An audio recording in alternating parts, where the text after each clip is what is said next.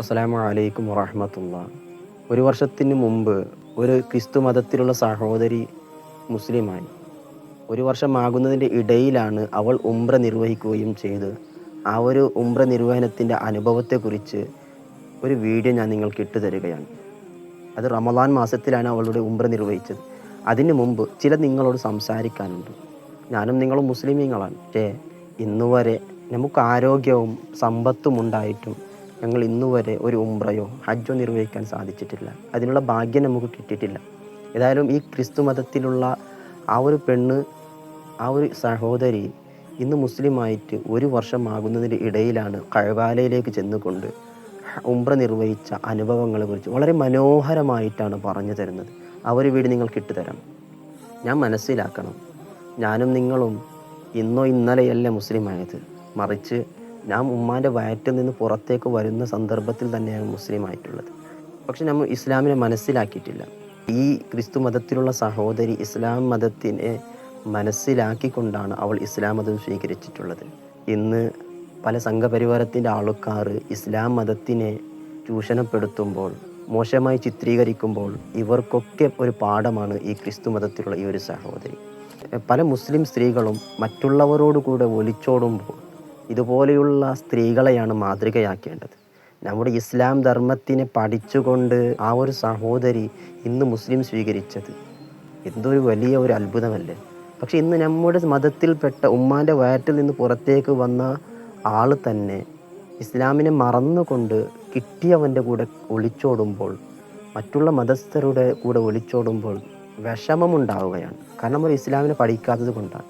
അപ്പോൾ ഇതുപോലെയുള്ള സ്ത്രീകളാണ് നമുക്ക് മാതൃകയായിട്ടുള്ളത്. ആദ്യം ആ ഒരു വീഡിയോ നിങ്ങൾ കണ്ടു നോക്കൂ. മനോഹരമായിട്ടാണ് ഒരു ഉംറയുടെ അനുഭവത്തെക്കുറിച്ച് പറയുന്നത്. അതും ഈ റമളാൻ മാസത്തിലാണ് അവൾ ഈ ഉംറ നിർവഹിക്കുകയും ചെയ്തത്. ഞാനൊരു ക്രിസ്ത്യൻ ആയിരുന്നു. ഞാൻ ഇസ്ലാം ആയതാണ്. ഞാനായിട്ട് ഒരു വർഷമായിട്ടുണ്ടെങ്കിൽ എനിക്ക് നിസ്കാരമോ കാര്യങ്ങളോ ഒന്നും അറിയില്ലായിരുന്നു. പക്ഷേ ഈ കഴിഞ്ഞ എൻ്റെ ജീവിതത്തിലുണ്ടായ കുറച്ച് അനുഭവങ്ങളാണ് ശരിക്കും എന്നെ നിസ്കരിക്കാനായാലും പടച്ചോനെ കൂടുതൽ അറിയാനായാലും അടുക്കാനായാലും എന്നെ പഠിപ്പിച്ചത്. എന്തായാലും അവിടെ പോയൊരു അനുഭവം ഞാൻ പറയാം.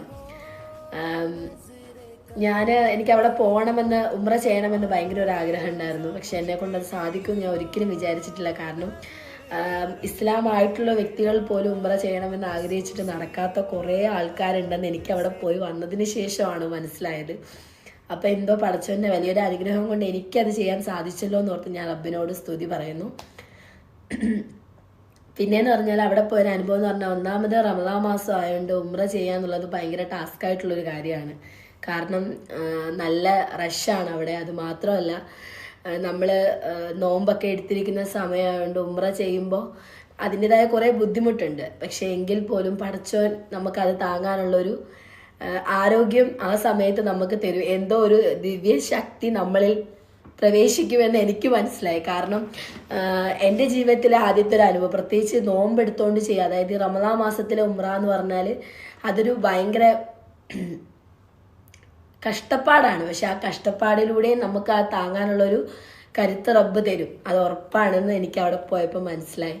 പിന്നെ അതുപോലെ തന്നെ ഞാൻ അവിടെ ചെല്ലുന്ന സമയത്ത് എന്ന് പറഞ്ഞാൽ ഞാൻ ആകെ മനസ്സുകൊണ്ടായാലും ശരീരം കൊണ്ടായാലും എല്ലാം കൊണ്ട് ഞാൻ തകർന്നിരിക്കുന്നൊരു സമയമായിരുന്നു. എൻ്റെ ലൈഫിലുണ്ടായ കുറച്ചൊരു തകർച്ചയിലൂടെ ഞാൻ കടന്നു പോയിക്കൊണ്ടിരിക്കുന്ന ഒരു സമയമായിരുന്നു ഈ കഴിഞ്ഞിട കൊണ്ട്. പക്ഷെ അവിടെ പോയി ആ മക്ബ തൊട്ട് ഞാൻ കരഞ്ഞപ്പോൾ എൻ്റെ എന്തോ ഒരു വലിയൊരു ഭാരം ഞാൻ അവിടെ ഇറക്കി വെച്ചിട്ട് വന്നൊരു ഫീലാണ് എനിക്കുണ്ടായത്. ഏതൊരു ഇസ്ലാമിൻ്റെ അതിയായ ആഗ്രഹമാണ് ഉംറ ചെയ്യാന്നുള്ളത്. പക്ഷേ ഇസ്ലാം മതത്തിലോട്ട് വന്നൊരു വ്യക്തിയായ എനിക്ക് ഇത്രയും പെട്ടെന്ന് അത് ചെയ്യാൻ സാധിക്കുമെന്ന് ഞാൻ ഒരിക്കലും വിചാരിച്ചിട്ടുള്ള കാര്യമല്ല. എന്തായാലും അത് ചെയ്തതിന് ശേഷം, ഞാൻ വന്നതിന് ശേഷം ഞാൻ കുറേ മെസ്സേജസും കാര്യങ്ങളെല്ലാം കണ്ടു. പക്ഷെ എനിക്ക് എല്ലാവരോടും പറയാനുള്ള, ഉംറ ചെയ്യണമെന്ന അതിയായ ആഗ്രഹമുള്ളവർ സത്യം പറഞ്ഞാൽ അത് ചെയ്യുക. അത് ചെയ്ത ആ ഒരു എക്സ്പീരിയൻസ് എന്താണെന്ന് അറിയുക. പിന്നെ അത് മാത്രമല്ല, മുഹമ്മദിന് നമ്മൾ ആ പോകുന്ന പോക്കിൽ തന്നെ, ഇപ്പം നമ്മൾ മദീനയിൽ എത്തുന്നതിന് മുമ്പ് തന്നെ നമ്മുടെ കൂടെയുള്ള ഉസ്താദ് നമുക്ക് എന്താണ് മദീനയെക്കുറിച്ചും ഉംറ ചെയ്യേണ്ട കാര്യങ്ങളെക്കുറിച്ചും എല്ലാ കാര്യങ്ങളും നമുക്ക് പറഞ്ഞു തരും. പിന്നെ അതുപോലെ തന്നെ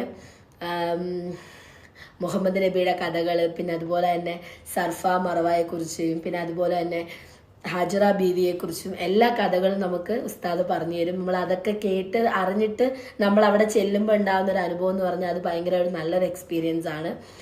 പിന്നെ അതുപോലെ തന്നെ പറയാനാണെങ്കിൽ നമ്മൾ ഇന്നതുപോലെ നമ്മൾ ഇവിടുന്ന് യാത്ര ചെയ്യുന്ന സമയത്ത് ചിലപ്പോൾ നമ്മൾ നോമ്പ് തുറക്കാൻ ഓരോരോ പള്ളിയുടെ അവിടെ ആയിരിക്കും നമ്മുടെ വണ്ടി നിർത്തുന്നത്. പക്ഷെ അവിടെയൊക്കെ എന്ന് പറഞ്ഞാൽ നമ്മളെ പരിചയമില്ലാത്ത ആൾക്കാർ തന്നെ ആയിരിക്കും. പക്ഷെ നമ്മൾ ചെല്ലുന്ന സമയത്ത് നോമ്പ് തുറക്കാനുള്ള ഫുഡായാലും വെള്ളമായാലും അതൊക്കെ ഒരു ഭയങ്കര ഒരു എക്സ്പീരിയൻസ് ആയിരുന്നു. പിന്നെ അത് മാത്രമല്ല, പിന്നെ ഉംറയെക്കുറിച്ച് മെയിനായിട്ട് അറിഞ്ഞിരിക്കേണ്ട കുറേ കാര്യങ്ങളുണ്ട്. നമ്മൾ വിചാരിക്കും ചുമ്മാ വീട്ടിൽ ഇരിക്കുന്ന ഒരാൾക്ക് പോയി ഉംറ ചെയ്യാൻ സാധിക്കുന്നു, പക്ഷെ ഒരിക്കലും അങ്ങനെ സാധിക്കുന്ന കാര്യമല്ല. അതുപോലെ തന്നെ കയ്യിൽ കുറേ കാശുണ്ട്, ആ കാശുള്ളവർക്ക് പോയി ഉംറ ചെയ്യാൻ അങ്ങനെയും സാധിക്കുന്ന കാര്യമല്ല ഉംറ എന്ന് പറയുന്നത്. പിന്നെ അതുപോലെ തന്നെ ആദ്യമായിട്ട് ഉംറ ചെയ്യാൻ പോകുന്ന ഒരു വ്യക്തിക്ക് എന്ന് പറഞ്ഞാൽ അവർ ഉമ്മാക്കോ വാപ്പാക്കോ സഹോദരങ്ങൾക്കോ ആർക്കും ഉംറ ചെയ്യാൻ പറ്റത്തില്ല. ആദ്യമായിട്ട് ഉംറ ചെയ്യുന്ന ഒരു വ്യക്തികൾക്ക് അവർക്ക് മാത്രമേ ഉംറ ചെയ്യാൻ സാധിക്കുള്ളൂ.